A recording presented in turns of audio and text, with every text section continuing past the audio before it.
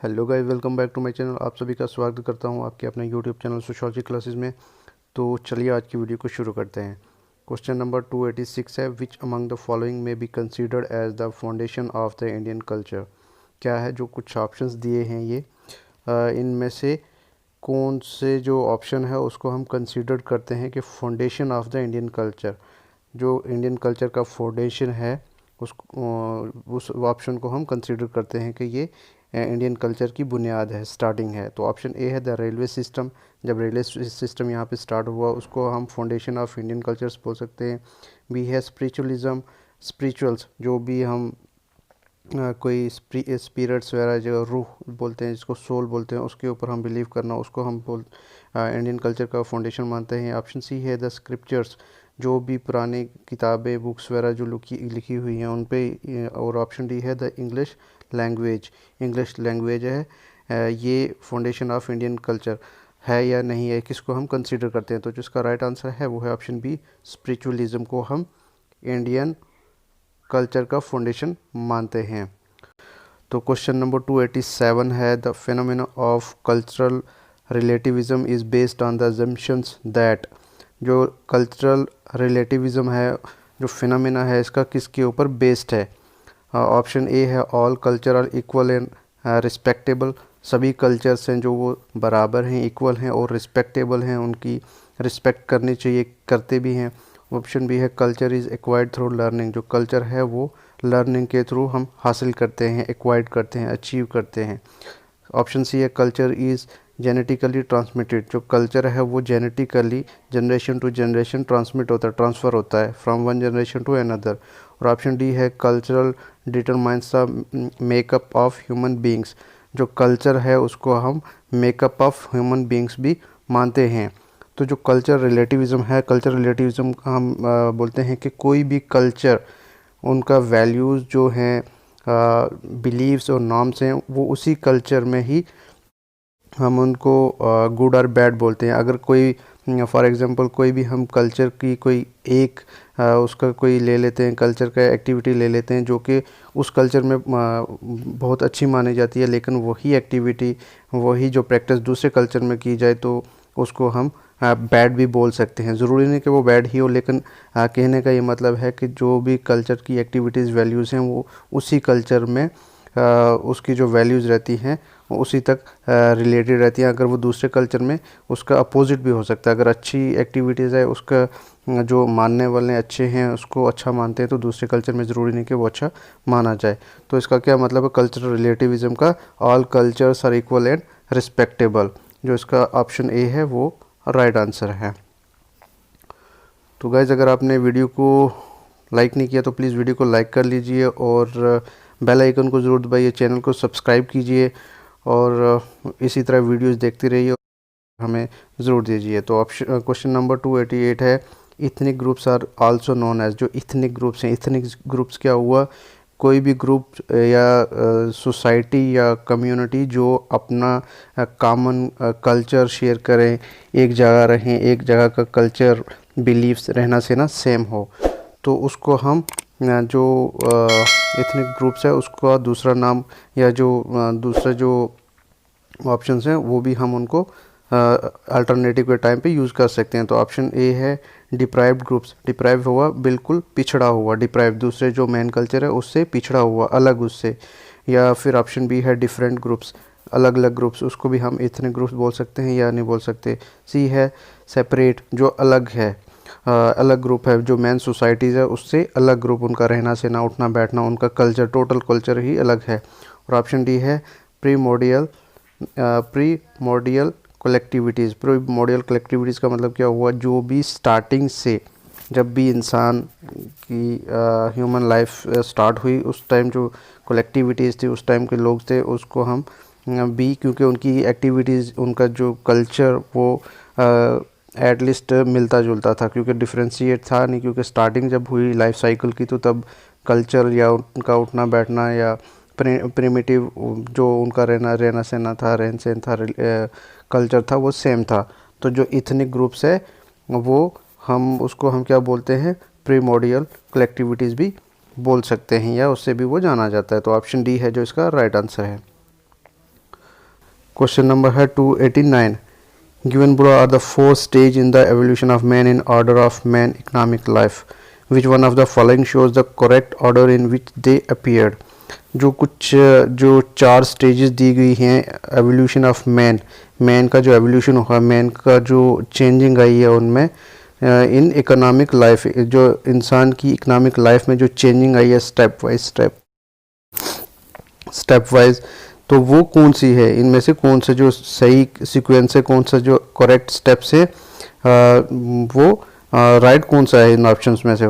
तो option A है hunting and good gathering, pastoral, agricultural और इंडस्ट्रियल। ये कार्ल मार्क्स ने भी दिया था, इसके रिगार्डिंग क्वेश्चंस आते हैं। तो जब ऑप्शन ए है क्या, हंटिंग और एंड फूड गैदरिंग, हंटिंग शिकार करना और फूड इकट्ठा करना, गैदर करना।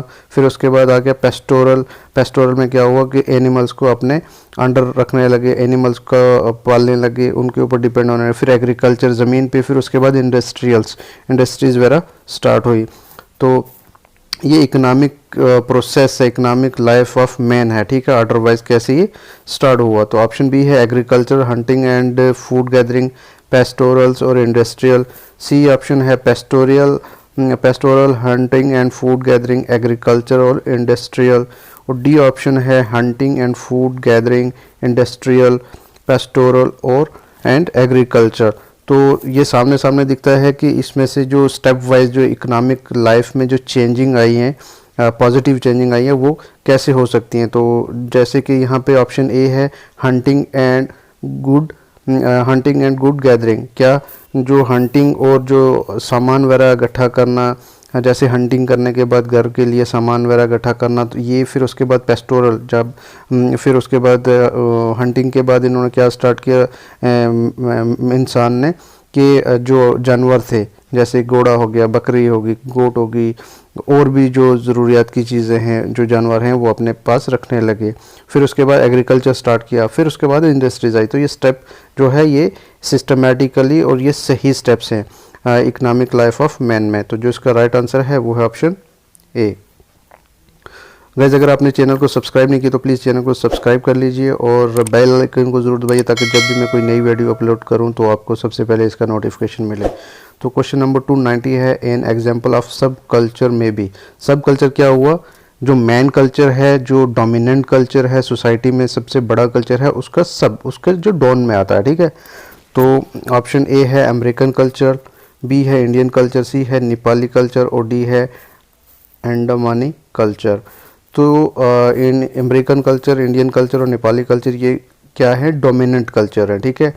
तो अंडमानी कल्चर क्या हो गया, सब कल्चर ऑफ इंडियन कल्चर का भी हम बोल सकते हैं। तो इसका जो राइट आंसर है वो है ऑप्शन डी। क्वेश्चन नंबर 291 है who hold that culture is the handwork of man and the medium through which he achieve his और हर एंड। किसने कहा है कि जो कल्चर है वो इंसान का बनाया हुआ है, कल्चर को इंसान ने बनाया है और ये एक ज़रिया है, एक बेसिक से एक स्टेप से मीडियम है जिसके थ्रू वो अपने एंड को, गोल को अचीव करता है। तो ऑप्शन ए है GH मीड, बी है F बॉस, सी है कोरोबियर और डी है मेलनोस्की। तो जो culture is the handiwork of man जो कहा है वो कहा है मेलनोस्की ने। तो जो इसका राइट आंसर है वो है ऑप्शन डी। नेक्स्ट क्वेश्चन है question number 292 the relationship between the individual and the culture is one in which. Relationship individual के और कल्चर के बीच में क्या है। ऑप्शन ए है individual is simultaneously the product, the career and the creator of culture. क्या इंसान है जो वो एक ही टाइम पे प्रोडक्ट भी है कल्चर का, कैरियर भी है, कल्चर को कैरियर भी करता है, फॉरवर्ड करता है और क्रिएटर ऑफ कल्चर, और उस जो ऑलरेडी कल्चर है उसको क्रिएट भी करता है, अच्छे से नई चीज़ें भी उसमें ऐड करता है। तो ऑप्शन बी है society and the cultural account for similarities. Societies और कल्चर है वो सिमिलरिटीज़ ऑफ पर्सनैलिटीज़ में आता है among the individual but not the individual of personality. जो सोसाइटी और कल्चर है वो पर्सनैलिटी को क्या करता है, इंडिविजुअल की जो पर्सनैलिटी है उसमें आता है, ना कि इंडिविजुअल ऑफ पर्सनैलिटी, ना कि इंडिविजुअल की पर्सनैलिटी में आता है। सी है the total complex of cultural determine the behaviour of the individual. जो कल्चरल है, टोटल ऑल ओवर कल्चर है वो ह्यूमन बिहेवियर को डिटरमाइन करता है, उसको बनाता है, मतलब उसको अच्छे से शेप देता है, उसमें इंसान रह के अपने ऑप्शन डी है कि ना ही इंसान ने कल्चर को क्रिएट किया और ना ही कल्चर ने इंसान को क्रिएट किया। तो जिसका राइट आंसर है वो ऑप्शन ए। जो इंसान है वो एक ही टाइम में प्रोडक्ट भी है कल्चर का, कल्चर से इंसान बना है, उसके बाद कल्चर को वो कैरी भी करता है और क्रिएटर भी कल्चर का इंसान ही है। तो जिसका राइट आंसर है वो है ऑप्शन ए। नेक्स्ट क्वेश्चन है question number 293। The lower class culture illustrates. क्या है जो लोअर क्लास कल्चर है, उसके मतलब क्या होता है? ऑप्शन ए है सब कल्चर, बी है काउंटर कल्चर, डी है डोमिनेंट कल्चर और डी है Contra culture. Lower class culture क्या होता है? लोअर क्लास कल्चर है जो वो सब कल्चर, उसको हम सब कल्चर बोलते हैं। तो ऑप्शन ए है जो इसका वो राइट आंसर है। काउंटर, कंट्रा और डोमिनेंट। डोमिनेंट तो होता है जो सोसाइटी में सबसे ज़्यादा कल्चर, सबसे ज़्यादा लोग उनके फॉलोअर्स होते हैं, उस कल्चर को मानते हैं, उस कल्चर को अपनाते हैं।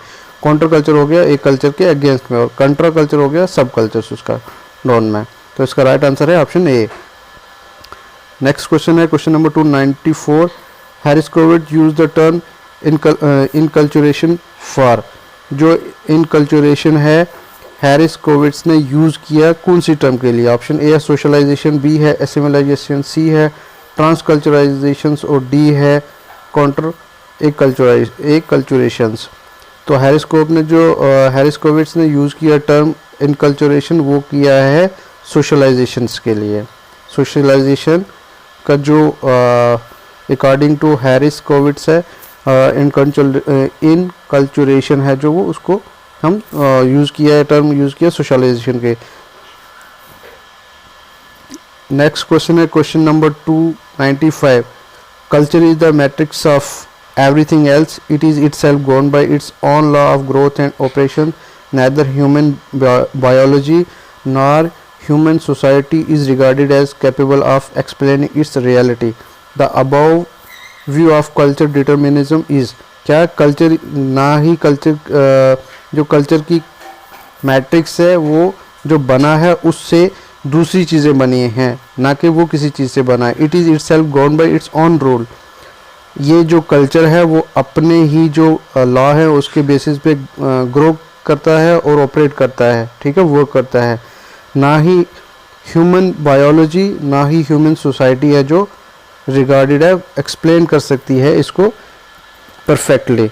तो जो ये टर्म्स दी है, जो एक्सप्लेनेशन दी है, ये काउंटर कल्चरीज किसने दी है? ये तो ऑप्शन ए है करोबियर, बी है ईवी टाइलर, सी ऑप्शन है पी सरोकिन और डी ऑप्शन है हैरिस कोविड्स।